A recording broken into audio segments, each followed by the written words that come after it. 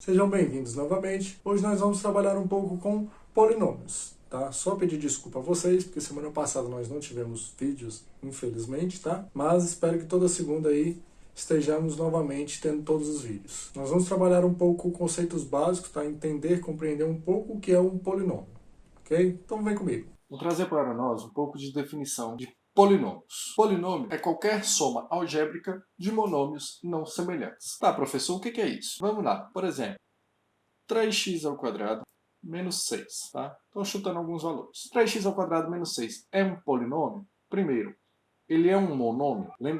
Lembra-se lá, por exemplo, monômio pode ser número, letra ou a junção dos dois. Então, isso aqui eu não posso considerar um monômio, por quê? Porque entre um e outro eu tenho aqui uma subtração. Se eu tivesse somente multiplicação, ok. Porém, eu não tenho só multiplicação. Eu tenho aqui uma subtração. Só para informar, quando nós falamos aqui qualquer soma, como nós vemos aqui, aqui nós temos uma subtração. Quando nós falamos em qualquer soma, na realidade nós estamos falando em adição, tá? E subtração.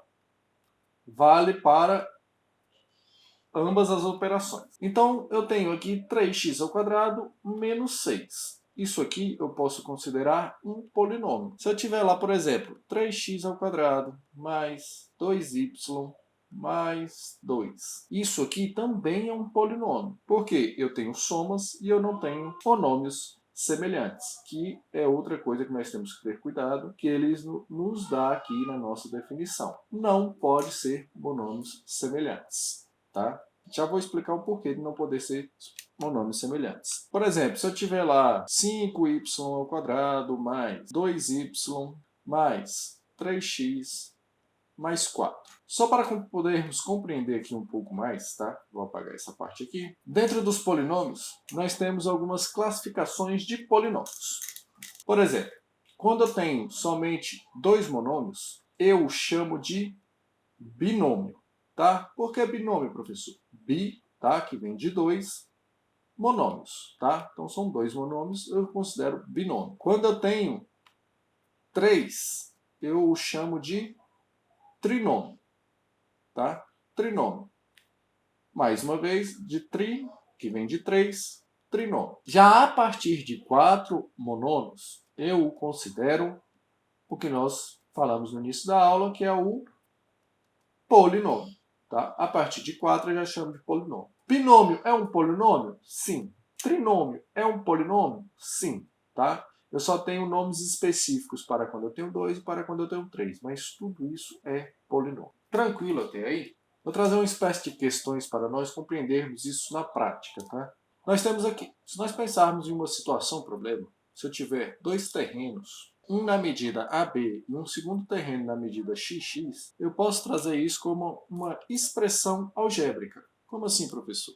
Quando eu tenho um paralelogramo, eu posso falar para achar a área dele, base vezes altura, correto? Então, desse primeiro terreno, eu vou ter A vezes B, mais, porque eu quero somar as duas áreas, correto? X vezes X. Posso reduzir isso aqui, eu vou ter aqui AB mais x². Isso aqui é um binômio, ok? É um binômio, porque eu tenho dois monômios.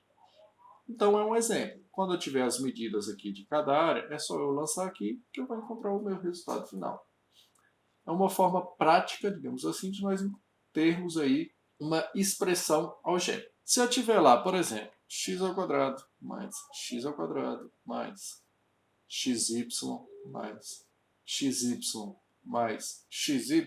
Vamos lá, eu posso considerar isso aqui um polinômio? É aí que eu peço para vocês terem um certo tipo de cuidado e observância. Por quê? Se olharmos, eu tenho aqui dois termos semelhantes. E aqui eu tenho três termos semelhantes. Lembra-se lá, quando eu falei da definição de polinômio. Qualquer soma algébrica de monômios não semelhantes. Ok? Então, isso aqui eu consigo reduzir. Quanto que eu vou ter? X² mais x². Vai ser 2x². Ok? Quanto que vai ser xy mais xy mais xy? nada mais é do que 3xy. Mais uma vez, aí eu não tenho um polinômio de vários monômios, ok? Eu consegui reduzir tudo isso para um simples binômio. Temos que ter cuidado com essa redução de polinômio. Temos que observar esses termos semelhantes, tá? Nós temos que sempre estar observando os termos semelhantes dentro da nossa expressão algébrica. Além disso, nós temos ainda o que nós podemos chamar de graus de polinômio, tá?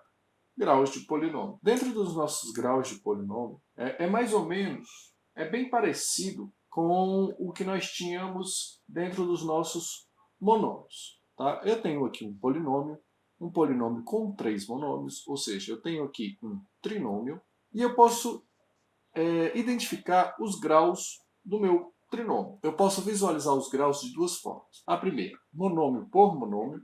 Lembra-se lá, aqui eu tenho duas variáveis.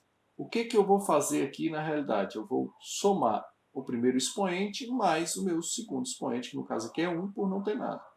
Então esse aqui eu vou chamá-lo de terceiro grau.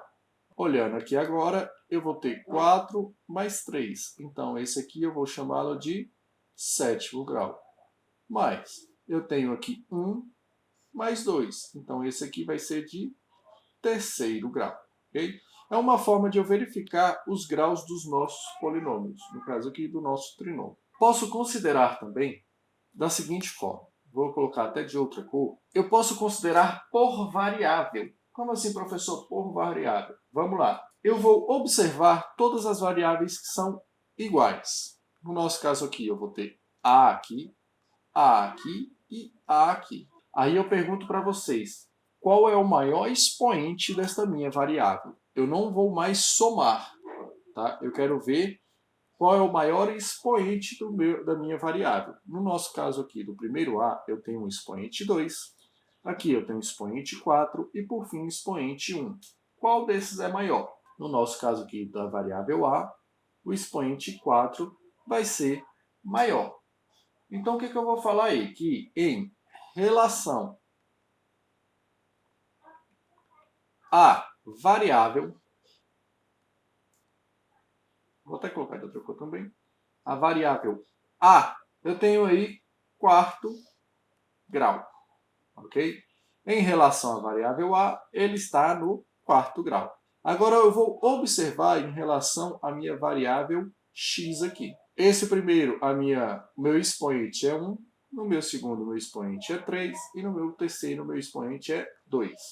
Qual dos dois é maior? 1, 2 ou 3? Sabemos que é o 3, ok? Mais uma vez, em relação, tá, a variável x será de terceiro grau. Alguma dúvida até aí? Mais uma vez, galera, qualquer dúvida que vocês tiverem, deixem aí no comentário aí embaixo. O mais rápido possível eu estarei respondendo a vocês. Aproveitando, deixa aí o seu like, se inscreva no nosso canal e compartilhe com seus colegas também essa aula, para que todos nós possamos saber o que é um polinômio, ok? Vamos lá, vamos dar continuidade. Por fim, nós só vamos entender o que é um polinômio com uma só variável, tá? Uma só variável real. Se eu tiver lá, por exemplo, x² mais 7x menos 10, eu tenho aqui uma expressão algébrica de uma única variável. Como assim, professor? Ó, aqui eu tenho x e aqui eu tenho x. Eu tenho uma única variável aí. Lembrando que o que é letra nós chamamos de parte literal ou variável, ok? Então, se eu estou falando que é uma única variável, eu só tenho x aqui, eu só tenho x aqui. A forma em que ela está escrita aqui é o que nós chamamos de uma forma completa, tá? Uma escrita completa. Como assim, professor, uma escrita completa? Simples, vamos lá. Deixa eu dar um outro exemplo aqui.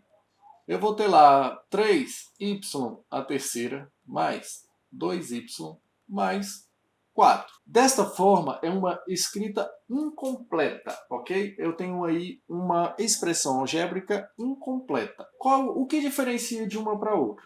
Nós devemos observar o valor dos nossos expoentes, tá? O valor do expoente da nossa variável. Por exemplo, se eu olhar para esta primeira, eu vou ter aqui 2, tá? E aqui eu vou ter 1. Se eu observar em uma ordem decrescente, do expoente da minha variável, aqui estará correto. Por quê? Eu tenho 2, eu tenho 1. Acabou. Se eu observar o expoente de uma forma decrescente das minhas variáveis, eu vou ter o que aqui? Eu vou ter um 3 e eu vou ter um 1. Ou seja, está em uma forma decrescente? Teoricamente, não. Por quê? Entre um e outro aqui, eu deveria ter um 2, um expoente 2. Como eu posso escrever de uma forma completa a minha expressão algébrica quando ela está de uma forma incompleta? Simples.